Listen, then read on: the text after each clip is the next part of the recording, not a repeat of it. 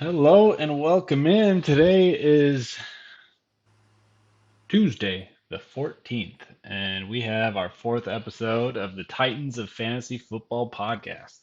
Um, Today we have an exciting episode. We're going to be breaking down some different draft strategies, how they can affect your team, looking at things different ways. We have a few different ones we're going to break down for you, but yeah, we're excited to get going. I am your host, Garrett Daigle. With me is my co-host, Caleb Armstrong. And we're excited. We got a good episode for you guys today. Sure do. Yeah, like Garrett just touched base there. Like you said, we're just going to kind of give you some different strategies that we've either used in the past, we plan on using, or that people have used in leagues with us and such. And just kind of, like you said, break them down a little bit, give our thoughts about it. But just before we get started here, I'm going to give you guys a little bit of some news right now in the fantasy world. And with mini camp kind of finishing up and OTAs finishing up here, there's kind of been some news out there. First off is there's talks about Kyler Murray potentially being the highest paid player in all football. We all know he wanted his money. Kind of been making a deal about it all this year, deleting his social media with all the Cardinals, then re-adding them. It's been kind of a common theme. So we'll definitely see how that all goes out. I'm sure he's going to get the bank regardless. Another thing with some quarterbacks is Baker Mayfield. We were wondering what's going to be happening here. There's a lot of rumors and all that stuff. And it definitely seems like the Panthers have been the whole majority of all the rumors. And it seems like they're actually pursuing him now. Don't know exactly how true that is, but we'll see within the next coming days. It sounds like there's going to be a trade out there, which might be very big because we've seen all this stuff happening with Watson, a couple more cases getting brought up. And it could have a big effect on the Browns going into the year if they got Jacoby Brissett as their starting quarterback. Yeah. Just a couple little tidbits here, some more. Allen Lazard signed his tender, so that's good for the Packers. We got the wide receiver one, also good for fantasy because we know Rodgers likes guys he can trust, and he's shown in the past that he has some trust built up with Lazard. Terry McLaurin has not showed up to any stuff and says he's not going to until he gets a contract, and that's actually big because it sounds like they're not even close in regards of coming out together with a contract here.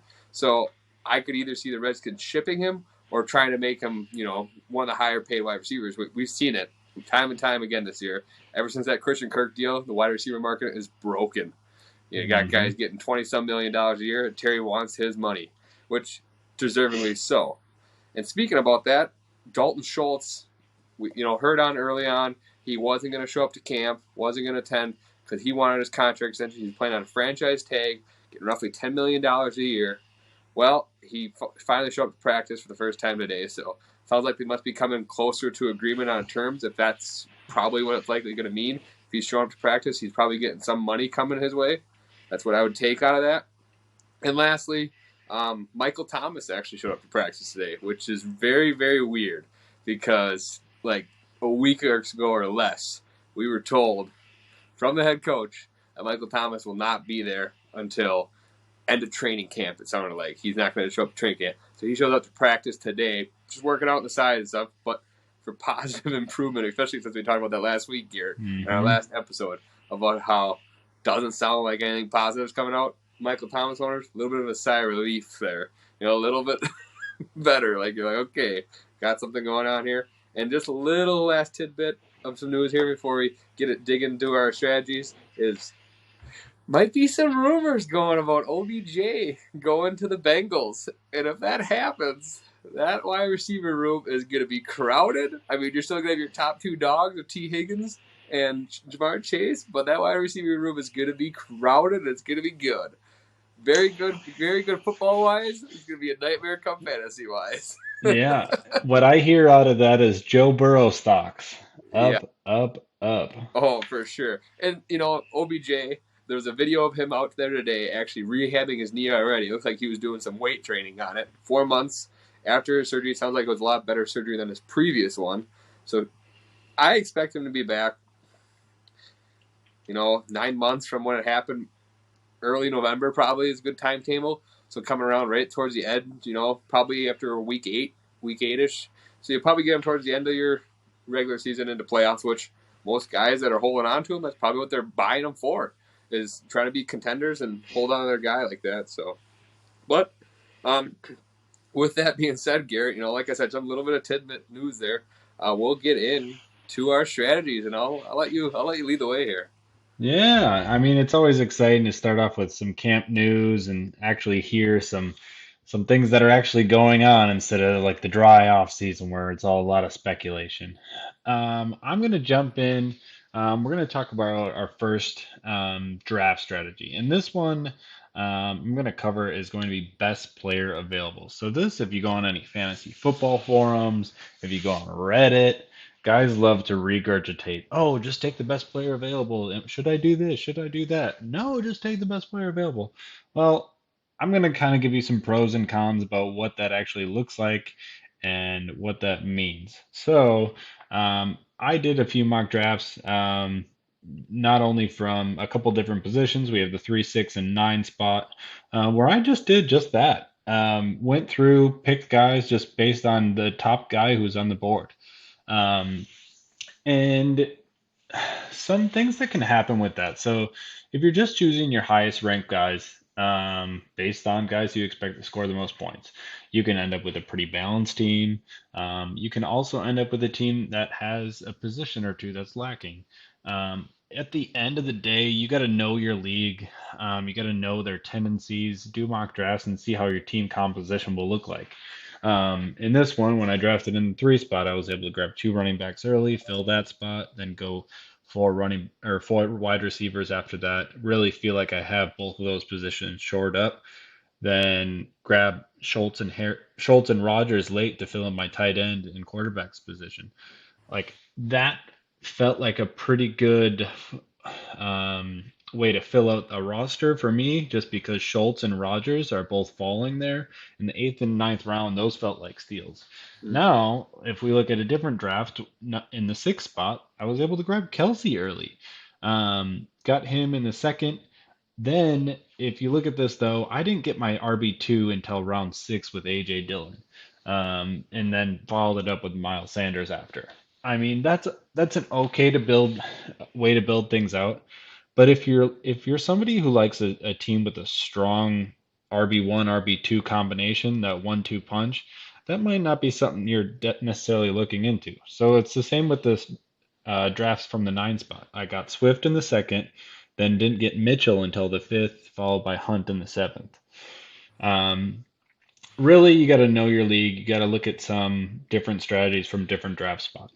Um, Best player available can help balance out your team, but at the end of the day, you should try to do, and this is what we always recommend, try to do multiple mocks where you can look at, what would happen if I did pick a tight end early? What would happen if I did pick a quarterback early? Or if you did go heavy in running back or heavy in tight end or heavy in wide receiver? You have to try these different strategies to see how your team composition will look like. And the thing is, every year, every draft is different. So, if you're going to talk about going zero RB, in the past that might have been an effective strategy based on each year because maybe some years there are some good late round running backs going off the board that you feel like have some good high potential, or there's some ambiguous situations out there. Um, that everything really depends on the season. And best player available is probably the easiest all-encompassing strategy to kind of get you forward and help build out a team. So that's kind of our first one.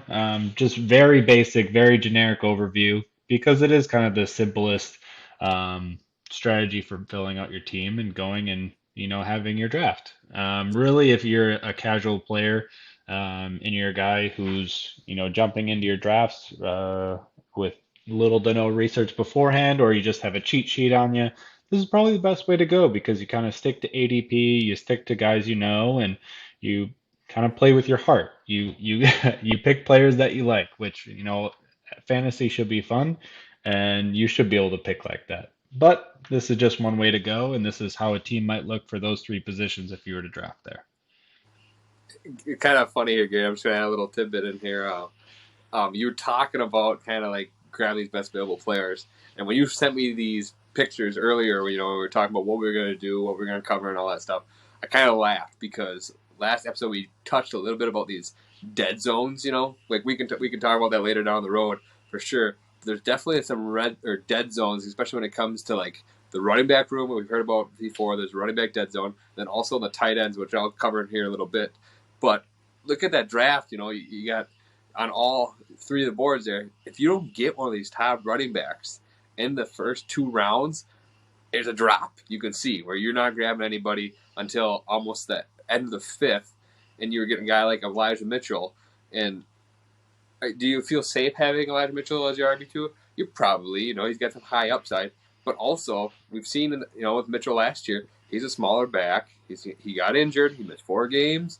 And then your top guy was Swift, who also, in the past 2 years, has missed games as well. So it's kind of like you hit these areas where these guys can be great for fantasy, no doubt about it. But at the same time, they're question marks. Like you better have their handcuffs later on, way down the board or something like that. It's kind of weird to notice, but then it's just funny at the same time, because you can just see there's a gap where the wide receivers are loaded in that area. That's when you're going to want to get your guys. Basically, you take your wide receivers, you can grab another tight end, all that area, which is it's kind of cool to see.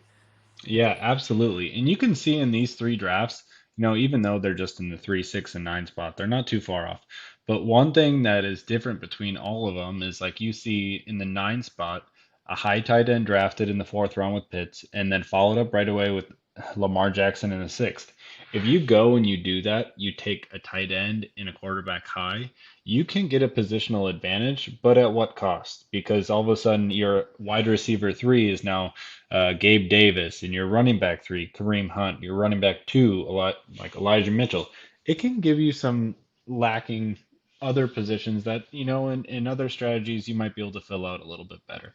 But that's the point of doing these mock drafts, is to take a look at that, try different things, and then see how it looks on paper and say, am I comfortable with this? Yes or no. Whereas, the draft slot in number 3, it's kind of the opposite approach. You start heavy 2 running backs, followed by 4 wide receivers. You fill out those 2 positions early, then you get a Damian Harris later at the 7th round to fill out your 3rd running back, and then take a later tight end, a later quarterback. Those guys fell, and, Schultz and Rodgers feel good. I don't necessarily know that you're going to get them there every time, but try different things, see how you like them, and BPA is kind of an all-encompassing, safe way to start your draft if you're looking that direction. For sure. All right, that'll lead us to kind of our next category here. I kind of mentioned it, how it's talking about tight ends. And another strategy that we're going to talk about is drafting tight ends high. And I want to rephrase this, guys, here for you and talk about this, give you a little information. When we're talking about these strategies, we're not really talking about all drafts in general. This is more located towards redraft strategies. Best available player, that kind of goes along with like Dynasty too. But coming to like in best ball strategies, you want to do your stacks and whatnot. Where this redraft is kind of you got more strategies, I would kind of say, to base off of. And we're just like I said, we're just going to give you some ideas. So I'm going to be talking about the best drafting a tight end high, but then also I'm going to give you kind of just a little bit on what happens if you don't get one of these tight ends high. Kind of like you have to grab your guys here type deal. And I'll kind of give you an idea of like what I've done in the past and what seems to help. And I know Garrett and I, we've been in leagues together, so he's seen me do this before. And it's kind of just, it's rough. And I'll talk about the drop-off kind of here. So going with the drop-off is, and you look at like these tight ends, and I don't know if you checked out ADP at all on these guys, right now the consensus ADP, I don't foresee it changing much with these guys. You're going to have your top 5 to 7 dogs, basically, that are going to go high. And then after that, you're getting guys late. I mean, you're going to get guys dropping. And so, like, the top 6, I would say, that are going to go high in almost every draft are going to be Schultz, Kittle, Waller, Pitts, Andrews, and Kelsey. Toss in Hockenson there, toss in Goddard, depending if somebody likes him. Those guys are kind of fringe. But that's kind of like, there's 2 different tiers based out of those ones, but those are like your top tiers of tight ends, I would say. After that, you kind of hit this fringe area. So I just want to go kind of talking about drafting one high. And depending on where you're at in the draft and such, but if you're like on the back end of a draft, grabbing a tight end high is kind of like in the first round is not a reach. If you got like a guy coming in, like if you say, I don't know exactly, but you look at like Garrett, he had pick 6, okay? This is the 12 man we're talking about, 12-man redraft. So coming around at 18, he was able to grab Kelsey. That's actually lower than what his ADP is at. So Garrett kind of got a steal there, kind of you can say, because Kelsey, let's be honest, he's been since 2016. He's been tight end 1 5 years in a row, and then last year he was tight end 2, I believe, Mm-hmm. behind Mark Andrews. So kind of just shows you that's in the PPR baseball round. And with Hill gone, I'm still not fading him. There's people talking about fading Kelsey. I'm not going to fade Kelsey. He's going to get his targets. He's going to get fed. It's just the way it goes. And we saw Andrews at Rupp last year too. So, like I said, it's not a reach going up and grabbing one of these tight ends at the beginning of the second rounds or end of first round. So, like the only two I would really imagine going for is Andrews or Kelsey. But Andrews is kind of you're hoping last year wasn't a fluke type deal. It wasn't one of those weird years. I'm thinking it was a breakout. I'm thinking we're going to see targets fed his way, especially now with Marquise Brown there. You're going to go, Andrews is going to get his targets early. So I would say within the first 4 to 5 rounds, you're going to try snagging one of these guys. And if you want to go with this strategy, grab one of your tight ends early. Because after that, it's a drop-off, like I said. You can then wait until rounds 9, 10, and talking about Heineken, what I've done in the past, if I don't get one of these, guys that I like in the top 6, top 5, it's kind of expanding over the year how the tight end room is actually more utilized than it was in the past. But before that, these tight ends weren't really that utilized. So one thing I kind of do is if I don't get one of these top guys that I'm looking at, I'm okay to double dip late, grab your running backs, grab your quarterbacks, grab a quarterback, grab your wide receivers, load up on that value up top there, and then it comes around late, you kind of double dip. And so like last year, in one of the leagues, for instance, what I did was Gesicki was far down on the list, and so was Gerald Everett. And I know Gesicki was pretty good at the end of the 2020 season, and Gerald Everett, he went to Seattle. So we're like, okay, maybe he'll do good with Russ. And it ended up working out for me because Gesicki turned into be a top 10 tight end. And, that worked out well for me, but I didn't have to use the draft capital to grab one of these guys. And it's kind of a risky play, but you're doubling your odds, by just double dipping. And it's not like you're going to get much for value down there at the late ends. You're probably going to grab your handcuff or a second QB. And depending on what league you're in, if you're like in a redraft 12-man or 10-man league, there's no need to store another second QB on your bench. You can grab one off waivers if you need to fill in a bye week and stuff. You might as well hold, hoping one of these tight ends works out, or grabbing another wide receiver or something like that too.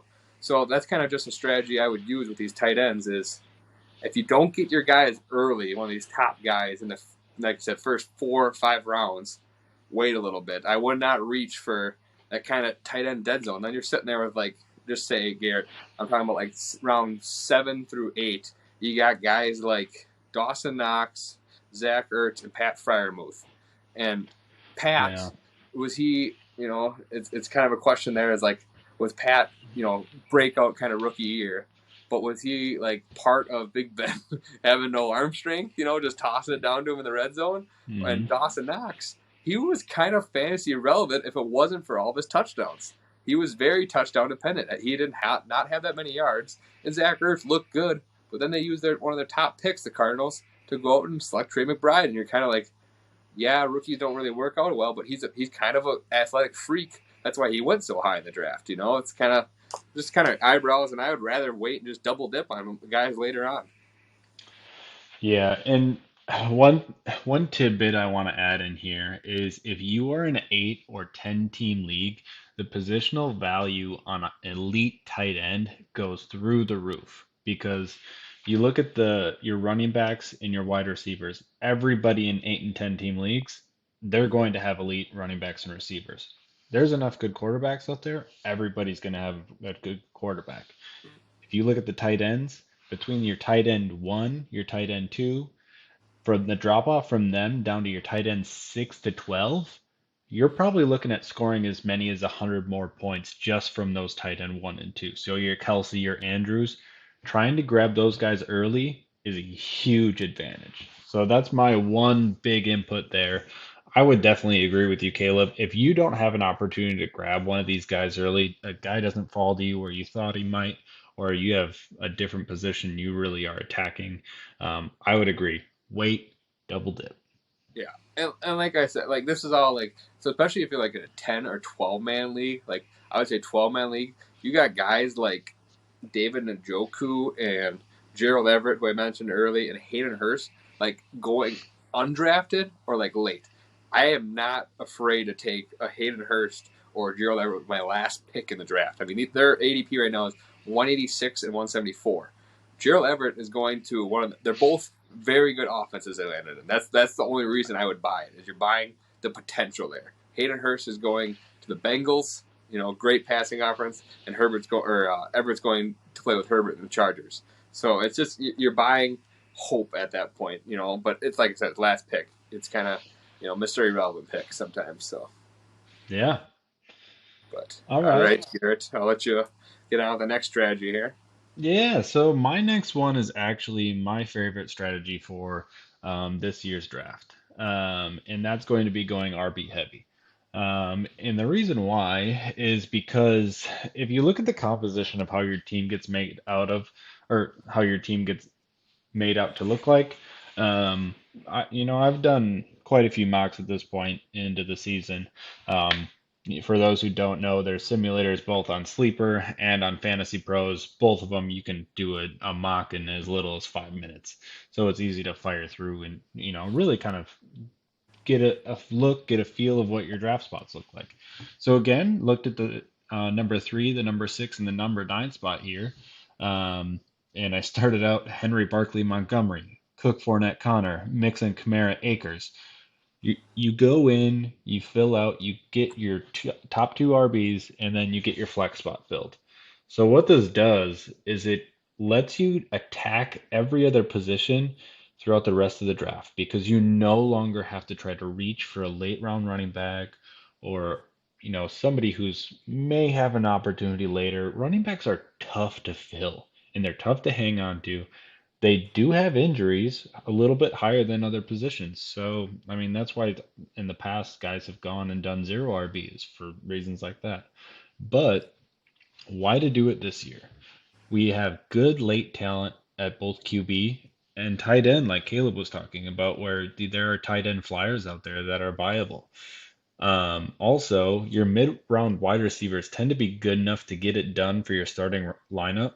So in this case, I got Amari Cooper, DJ Moore, Mike Williams, Darnell Mooney, Allen Robinson, Rashad Bateman. All those guys could end up putting up wide receiver 2 numbers or better. Whereas, if you look at the running backs in that area, they get to be a lot shakier. And the league is becoming more and more of a passing league. So these wide receiver 2s and wide receiver 1s that are on worse teams are becoming more and more valuable than they once were. And then looking down at these drafts, I got Schultz and Goddard late. I got my quarterbacks for 2 of these drafts later on with Brady and Wilson in one, Rodgers in the other. And then, at the 6th spot, I grabbed Lamar Jackson in the 5th round, and I felt completely comfortable with the way that team was looking. Um, it really, after doing these, I'm like, oh man, uh, this kind of looks sharp. It might be the good path to go for a 12-team league. Um, yeah, the one thing I would say about these is if you do end up going RB heavy, try to grab 2 wide receivers with your picks in rounds 4 to 7. The reason being is if you wait too long on those, then you could have a wide receiver starter that's less than ideal, but might be a strong flex. So like what I mean by that is if I were to say in round or that slot 6, if I were to have taken a tight end with my 4th round or my 6th round, then my wide receiver 2 might have been Bateman or London. Things start to get a lot shakier than if you're relying on those guys to be your every week starter versus trying to fill out that position with a little bit more depth. Yeah, yeah, I would agree with you there. Kind of one thing I'd throw in there too, Garrett, is you kind of talked about with the drop off between tight end points, from 6 to 12, and that it's kind of the drop off too when it comes to running backs. You got your top heavy guys, and they're putting up big numbers every week. Usually, the good running backs are averaging anywhere between 12 and 15 points a week. But then your RB2s, if you're waiting and dropping, you're getting guys, down there like like you said, Miles Sanders, who I kind of talked about last time, he had some good weeks, but he just didn't get any touchdowns really. But then, like, you also are in the contention where you might be putting at risk where you got a guy like Rashad Penny, possibly, who I would hate going in as my RB2 because you got the competition there with Kenneth Walker. Or you're hoping one of these guys are a PPR back and they get their catches and whatnot, and it's just kind of a risk you're not willing to take. But then the wide receiver drop-off is so minimal from a wide receiver 2 to wide receiver 3. There's not a whole lot of points to separate them, and you're not going to be like losing weeks basically based off that. I mean, if you get one of your top dog wide receivers, grab one of them, But there's those middle ranges right now, there's some really good players, wide receivers, I should say, from the 70s down to the 110s in the ADPs. And you can load up in there and be just fine. Yeah, another thing too about this is even if you go out, you grab your three running backs early, your three in your first 5 rounds, something like that for running back. If you go and you end up grabbing a few later on in your 11 to 15th rounds, whatever it may be, usually throughout the season there are enough running back injuries that you can grab somebody off the waiver that can be a difference maker. Like you brought up Rashad Penny. Rashad Penny was a waiver wire ad last year for sure. Like he was not a starter. Chris Carson was the man for the start of the season. Yep. You see it every year. There are guys that you can pick up that help fill in and you can use in your roster, which, that can add to a little bit of strategy later on, but it should just give you some extra oomph to be able to grab a couple early and then address your other positions with some ferocity. Yeah. And like you're talking about that, who in their minds was thinking last year that Donta Foreman was going to be fantasy relevant again? Not me. Not this guy. And Not it just this comes guy. out he comes, a very good running back there in Yeah. Tennessee for a while. He was, putting up solid RB2 numbers, and you could Oh, have got him for scraps on waivers. Everybody thought it was going to be Adrian Peterson's ball, the backfield for a while there, but Foreman came out of nowhere. Let's be honest. So, it definitely is a good strategy to use. And like you were saying, in those leagues that are 12 and more, if you're in like a 16-man league and you wait to grab running backs, you are going to be in trouble for the most yeah. part. It's going to be tough. You could go into the year with a decent RB1, and then your RB2 is a little bit of drop off, and your bench is probably a handcuff. It's tough at that point. And I guess leading into it, Garrett, if you got nothing else, I'll Nope, kind of go ahead. go right off that into my next part. And you kind of talk about this draft and RB heavy, and a scenario kind of where it works out the best, I would say, is if you have one of these earlier picks. And so I'm going to be talking about like if you're in the front of the draft. So I'm saying 4 and up. If you got 1, 2, 3, or 4, one of those picks earlier in the draft, and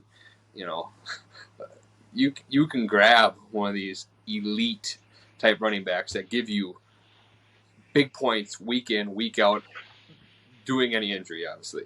But it's kind of like there's a tier again with like if you got your, I would say, top 12 running backs who are just putting up good numbers each week, each out. If you take, there's nothing wrong with grabbing a wide receiver first, but coming back around, it's tough to get, a good running back. And if you got one of those early picks, especially in the standard league, you better be grabbing one of those running backs early. And so guys that, if I'm in the front of the draft, I'm looking at grabbing, anywhere from Jonathan Taylor, Austin Eckler, Christian McCaffrey, Delvin Cook, or Derrick Henry. Cooper Kupp would be tough because the numbers he put up last year won people a lot of money. That's definitely was just unreal. Do we know if he does it again? It's kind of a question mark. We don't know exactly what. It was kind of his really big breakout. So is he a safe pick? Probably. But I would feel better with my draft strategy if I'm taking one of these running backs early. And so then coming back around, though, and so you say you have let's just say you got pick 3, like you were using off of. You got pick 3, Austin Eckler comes around to you, you get a good PPR back, and I saw a stat today. If Austin Eckler didn't rush the ball at all last year, he finishes the RB24. Oh my gosh. So that's pretty good for Yeah. PPR, and say somebody reaches and grabs, or not really reaches, but grabs cup at 2, and CMC falls in your lap. We all know if you've been playing fantasy for more than 4 years, you know what CMC is capable of. He is Hmm. capable of winning you a league. There's no doubt about it. But you end up with one of these guys in your laps, and so coming back around at either 15 or 18, depending where you're at, what kind of size draft coming back around to you, you can get a guy like anywhere from Deebo Samuel to be your wide receiver 1, who put up really, really good numbers last year.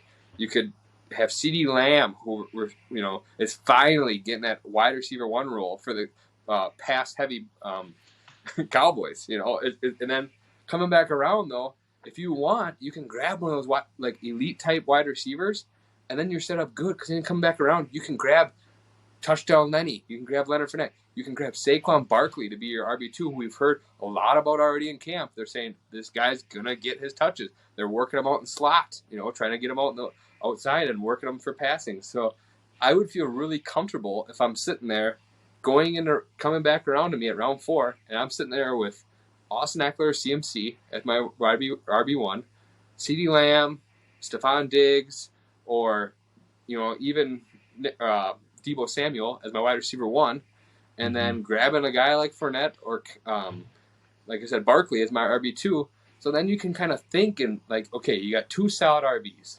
Then you can kind of go around. You're like, okay, now I can start grabbing my wide receivers. I can grab one of those top tight ends, like I was saying. You can kind of combine those strategies together and have a solid team. I would feel really good coming out of those first 3 rounds if I had guys like that on my roster.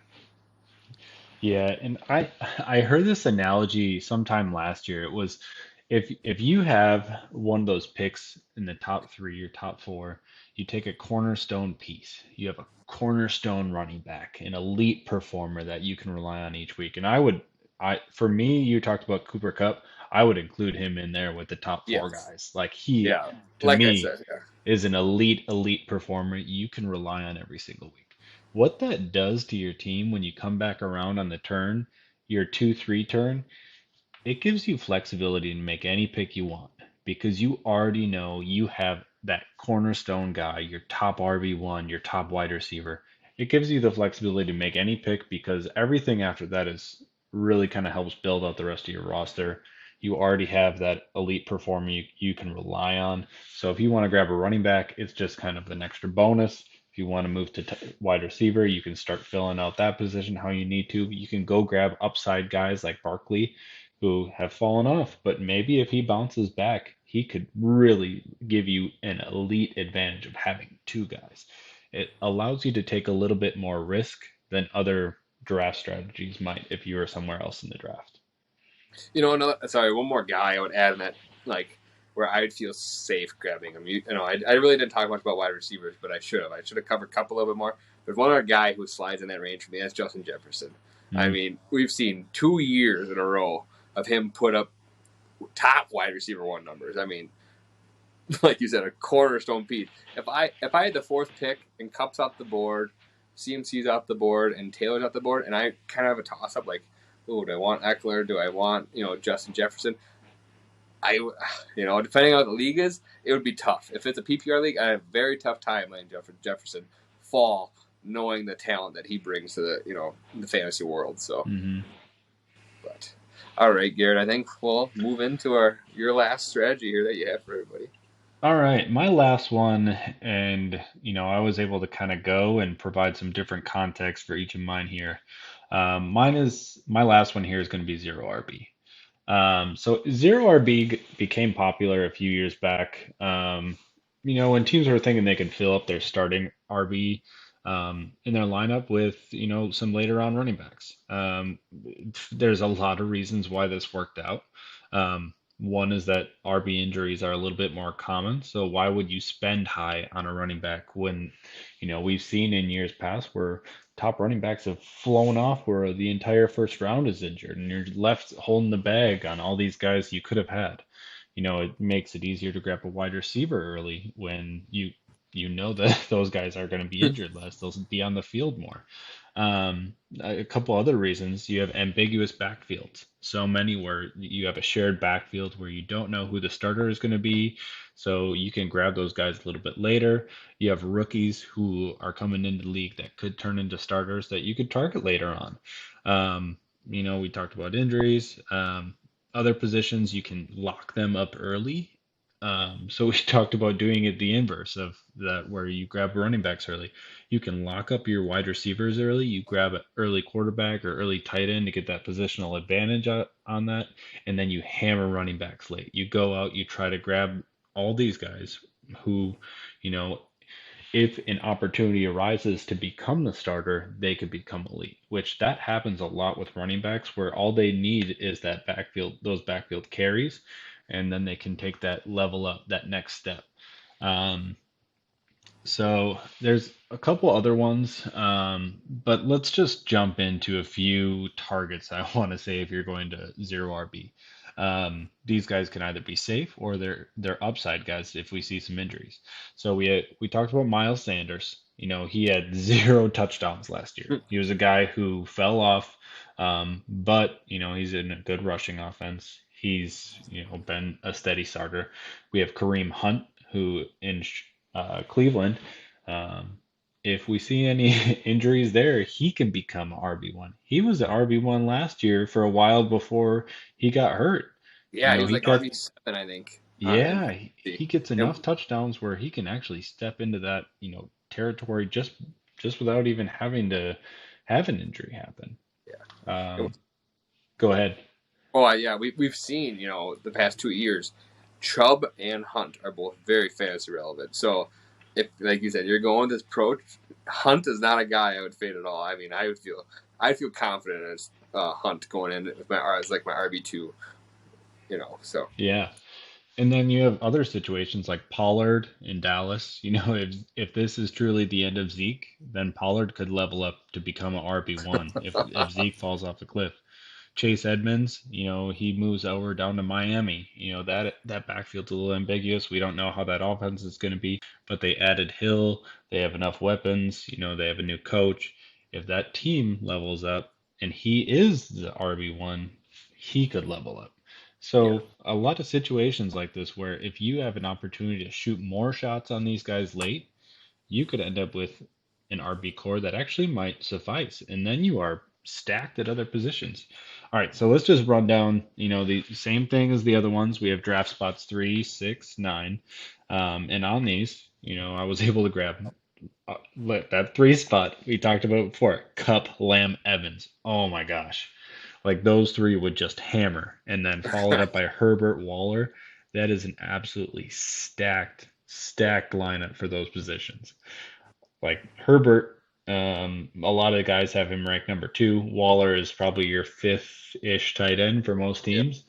And then just went with a couple steady picks here. We have Harris from New England. Yeah, he had a lot of good games for a good stretch last season where he was a decent guy to rely on. Now they added some more pieces there. He is the RB1 there in New England, but there are some doubts. He could, if he does stay, keep his role, could be very steady for your team. Sanders, Edmonds, we just talked about those guys. Follow up with Mostert. Um, and then in the sixth slot, Chase, Lamb, Allen. You have two high ceiling guys with Chase and Lamb. Keenan Allen, steady production. Kittle, Sutton, that's really getting a lot of high ceiling players. And then you followed up with Sanders, Hunt, Pollard, three guys we just talked about. In the 9 slot, ETN fell in this draft and was able to grab him. I ran to the board when I saw him in the 6th round. ETN is a guy I love this year, and if you're getting him that late, I think it's phenomenal value. yeah. I project ETN come actually August from camp and training, all we hear and stuff. I think he might climb up boards a little bit.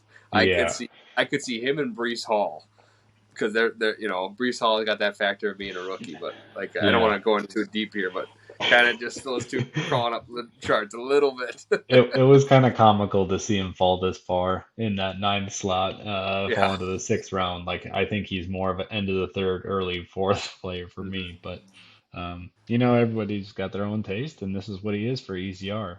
Um, but yeah, also like doing this, I was able to grab Kelsey in the second round, and then still have three wide receivers before grabbing Lamar Jackson in the fifth. And honestly, that running back room, ETN, Harris, Sanders, that's one I'd be pretty confident rolling out. Now, I think in years past, there have been a lot of other seasons where zero RB is a little bit more viable, whether it's, just more wide receivers high on the board that you don't want to push down, or whether it's that, there's just RB dead zone, whatever is going on. But this season, I think there is a way to make this viable. Um, do I feel like it's my number one strategy going in, or something I would try to key in on or lock into?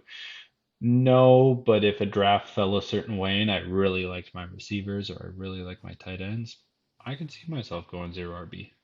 Yeah. I do, Garrett, one thing I want to touch on, I do really like how you did this.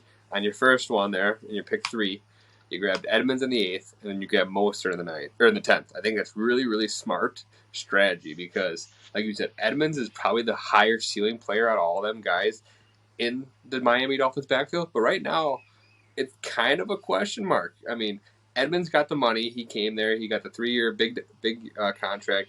Mostert got a 1-year, $1 year, $3 million contract, and Sony Michel got the same thing. So they're kind of small contracts. You still got Myles Gaskin there, but being McDaniel's offense, I think Mostert gets that little edge, above everybody else Yeah. there, besides Edmonds. So I like how you double dip because let's just say it comes around in training camp time, and we hear Mostert is running with the ones. You got a good value there at 10, but you still have a guy like Edmonds who's going to have a role regardless. We've seen Edmonds catch passes before in the Arizona offense, and I don't think that's going to change. I think he's going to have value regardless, and I do think he's the best running back to own out of all that Miami Dolphins backfield. But right now, I would feel comfortable with those two, knowing one of them's going to work out probably. Yeah. And it's not like you wasted draft capital on them either. You No, already have it. in the 10th round, it's nothing like that's going to hurt you. One thing I want to point out with this strategy is like if I were to walk away from a draft and say Mike Evans is my wide receiver 3, Keenan Allen's my wide receiver 3, Michael Yeah. Pittman is my wide receiver 3, Cortland Sutton is my wide receiver 4. Yeah. Like that makes you think that is one stacked wide receiver room. You are And coming in with a better receiving core than any team you probably face throughout the entire season. Even if your running backs are a little less, you have a better wide receiver core than yeah. anybody you're coming up against. And I know I'm a little higher out of than most, but I really like how you have Christian Kirk in the 9th. I think that's a guy whose value right now is very good. He's the one, like I stated earlier in our value, like in episode 3 with our values. Kirk is a wide receiver 1 with not much competition in a very pass-heavy offense. So you're buying upside in him being your first guy off the bench to fill in your wide receiver 4 / depending on how much your roster is, but normal redrafts you only have one flex spot, and having him as an insurance package, I would feel very safe with that. Yeah. And I did notice too, it's kind of funny in your pick 9, you got ETN, but your top 2 dogs on the pick 3, you had Damian Harris and Miles Sanders. Those are your running back 2 and running back 3 because ETN fell. So that scenario, I would feel very comfortable with like the 0 RB approach there because having one of those guys work out is gonna do well for you. Yeah, and the strategy does get a little risky if you do end up going wide receiver heavy and then you don't have a running back fall to you, or you don't end up having the draft kind of fall your way. You could end up being stuck kind of holding the bag and then having to reach on a guy, which is why I think a lot of guys say, go best player available. Don't try to pigeonhole yourself because your draft can fall any kind of direction. Sometimes, like in that slot number 9, you see a guy fall to you and it's just what you need. I mean, it's the same thing that happens in the real NFL draft. We saw it happen with the Packers this year. They needed a wide receiver. Everybody knew it. And all of a sudden, everybody jumped up and they're left sitting there saying, okay, I guess we're going to have to take a D lineman or a linebacker. Sometimes it just doesn't fall your way. But, the more times you go out, you do mock drafts, the more times you play with these different ideas, the more equipped you are to adjust on the fly when your drafts come. And Garrett, I'm sure you could probably relate to this too. And being in like home leagues, this is like if you've been in leagues with buddies or whatever, and you've been in them before, you kind of know what each person's strategy is. So it's kind of nice. You can kind of base like if you guys already have your draft set, if you do some way to set it, you can kind of figure out what you feel like that person's going to be, and you can kind of base your strategies off the way.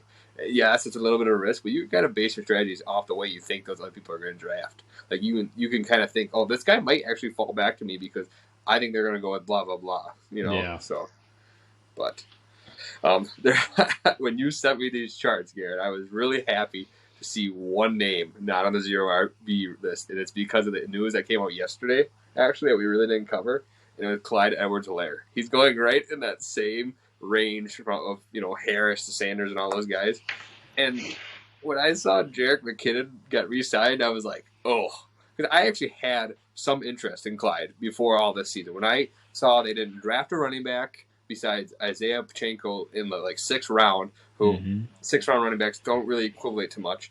And then they did sign Ronald Jones, but I figured, okay, Ronald Jones will be the first and second down back, and Clyde will have the passing game finally, which we've heard about. Clyde having pass-catching abilities. And then they re-signed Jerick McKinnon, and it's kind of like, oh. Because if you remember, at the end of the year, McKinnon was good. He averaged 15 points a game when he got the reins at the end of the year. 15 fantasy points a game. That's pretty solid. He did fill in pretty well with them. My only concern with McKinnon has always been he Injury. Can't stay healthy. Yep. So we'll see what happens. Hopefully we get a little bit more clarity as camp goes on. Yeah, it could be just a depth piece, but I would, like I said, I know I said you didn't draft him, but I think that was, you're probably feeling the same way. You're probably like, I really don't want to take him where his value's at right now. Yeah. Yeah, CEH is one of those guys that, his ADP, his ECR is a little higher than I think most people would be comfortable with right at this moment. There's a lot of good wide receiver talent around there, and guys like ETN. All right. Well, to wrap up the episode here, we're going to go with our last strategy, and I'm going to kind of talk about, I talked earlier about how if you're in the beginning, 4. Now I'm going to talk about if you're on the turn. So say if you're a 10-man league, you're in the 10th pick, or the 12th pick of a 12-man league, vice versa all the way down. So, kind of a strategy, and sometimes, like Garrett, I know you see this from me in the past, I kind of, if I'm sitting at that 8 to 9 range, and I have a choice, some people are allowed to choose what position they want based off of, where they ended last year and whatnot. They have dibs. I will sometimes choose that, 12, 13 pick over that 8, 9 spot, just because there's guys, it's only if I like guys who I see. And the reason for it is because I like this turn sometimes. It can be very tricky to maneuver sometimes because you got to have your guys in mind already, and you got to be okay with grabbing your guys because they're not going to fall to you for the most part. There's anywhere from 20 to 24 picks between your pick and the next pick coming around to you. So you got to kind of grab your guy. So, I'm just going to take, for instance, and I'm sitting at pick 12, okay? For the first rounds, most times in mocks that we've done in the past, Garrett, and this year already, you see, running back heavy, it seems like it's been already this year, for the most part. A lot of running backs.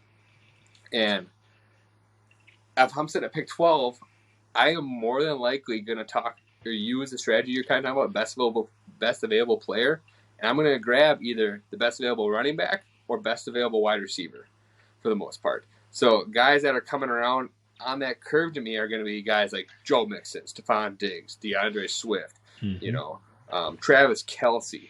And if I'm walking out of that first and second round, I am making sure, no matter what though on these turns, I am going to grab a running back. Because unless I'm going to go with the zero RB strategy like you talked about just previously. But if I'm sitting on that corner, like I said, your drop-off of running backs is huge. So say I walk out of that first corner turn and I got Joe Mixon and Travis Kelce. I'm feeling good about that. I got a good running back one. I got a solid tight end who like we talked about just a little bit ago, puts up very good numbers each year and each out. But if I was to go out and I had Stephon Diggs and Travis Kelce, I didn't grab my running back there.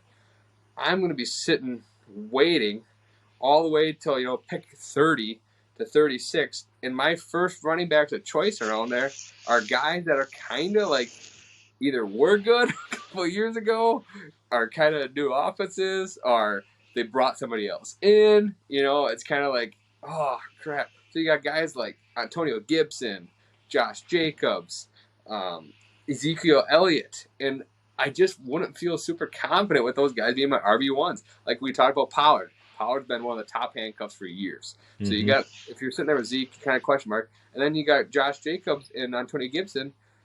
Yes, they both been very fantasy relevant in the past couple of years. Josh Jacobs has been very underrated, but they used a third or fourth round pick on a guy, and they bring in Zamir White, and then for Antonio Gibson's sake, they bring in Brian Robinson, and we've already heard from coach of the Panthers talking about, or the Commanders, my bad, Ron Rivera talking about how he's going to have this Jonathan Stewart / D'Angelo Williams approach, and it's not that good for fantasy. It kind of worries me. So at these turns, I'm trying to get the guys, like I said, grab the guy you want type deal, because they're not going to fall. So even I would even feel like, okay, Garrett, and like reaching anywhere from 8 spots below the ADP and up, because there's no way that guy's coming back around to you. If you really have confidence in CeeDee Lamb and you think he can be your wide receiver 1, then go ahead and get him.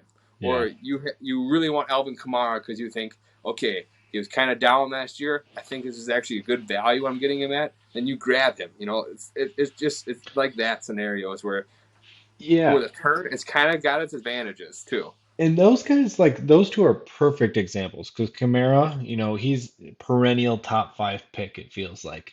CeeDee Lamb has everything kind of fall the way he needs to in order to level up to become, instead of this low end wide receiver 1, high end wide receiver 2, to becoming an elite top 5 wide receiver. Those guys are going ADP or ECR right now is 16 and 17. So if you have picks 12 and 13, there's no chance you'd ever end up getting these picks or getting those guys picked around the turn. There's no chance at all. So if you do feel conviction on players, you should feel okay to reach a little bit.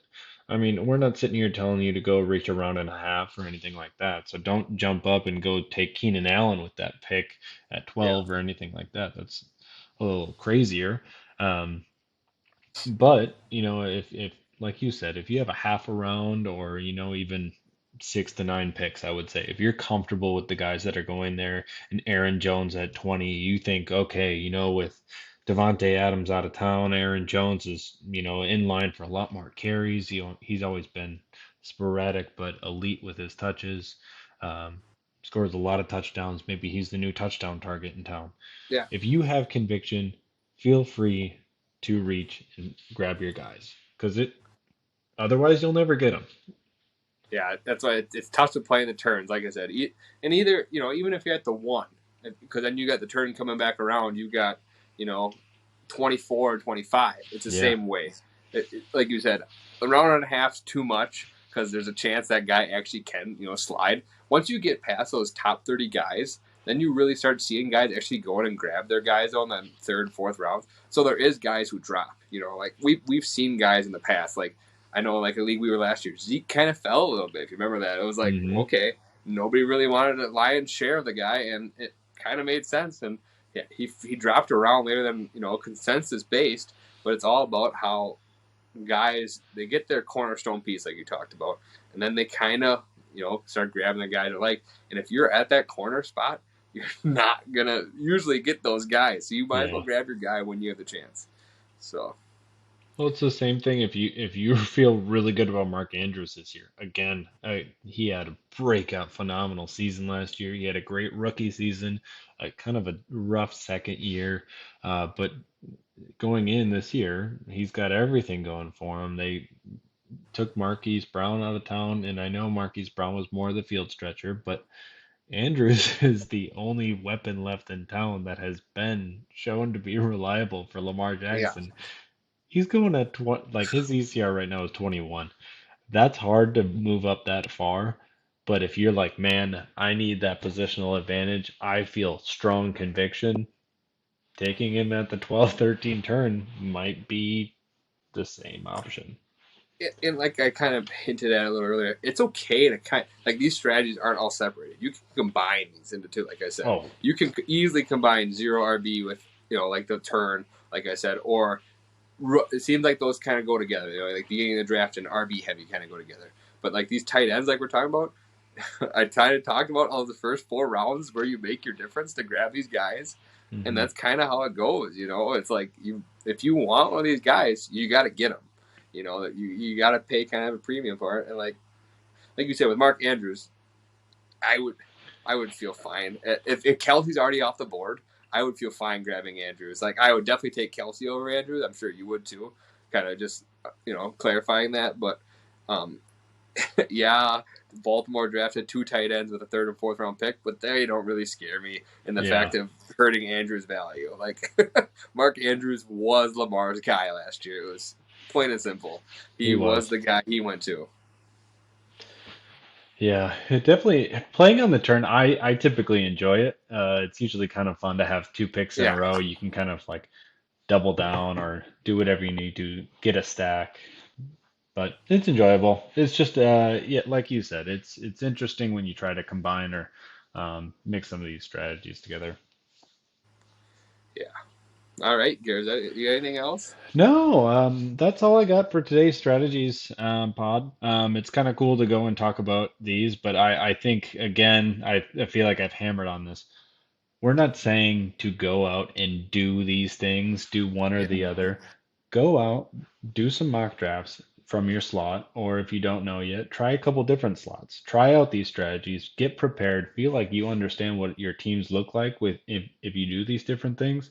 And then when your draft season comes around, you can be better equipped to go and adjust on the fly. yeah. I would totally agree with you. Um, yeah, and this is all due to change, guys. Don't say what we're doing right now. These guys are where you're going to get them because some of them are going to stay their value, are going to be relatively the same. But we're still almost 3 months out of actual football season beginning. There's going to be injuries. There's going to be guys probably getting shipped over, traded around. Yeah, There's going to be, still free agent signings, and that can really play a factor, these ADPs and such. So don't how Garrett said he was getting ETN like at that rate. Don't really expect that to like when you're going in like, oh, I'm gonna go this strategy, I'm gonna get that guy. Like Garrett said, kind of figure out what works best for you. Figure out like what you think you want to do and kind of just play around with it. You got time, and we're gonna do some mock drafts later on, and we're gonna show you kind of leading up to the season and kind of give you an idea, and we'll hit on these strategies again in other previous episodes coming up, and we'll kind of talk to you about who we think now. Like this is all subject to change for sure, but this is kind of just an early strategy, get you thinking, and there's definitely the dynasty or the diehards out there for football right now, like fantasy guys like us. 365 days a year, you're thinking about it. But then there's also guys who kind of do it for fun, like that. And now they're kind of starting to get into it. They can hear about mini camp, so now they're yeah, kind of thinking. That's what you should be starting to boil some ideas together. So yeah. All right. Well, on next week's episode, we're going to be going through and we're going to actually be doing a mock draft. So hopefully we'll be able to take a look at, some of these strategies and we're going to draft in some different spots and kind of break down our thought processes as we go through the draft, what we're thinking, players we hope might fall, and our convictions and guys we would be willing to reach on. yeah, stay tuned, guys. We might have a little bit of a surprise here for you. We have a guest appearance of sorts, but he'll be new to the pod and very good friend of ours. He big into fantasy as well, so we'll see. We'll let you guys hear about what we're thinking about next episode. All right. Sounds good. Thanks everybody for tuning in. See you next week.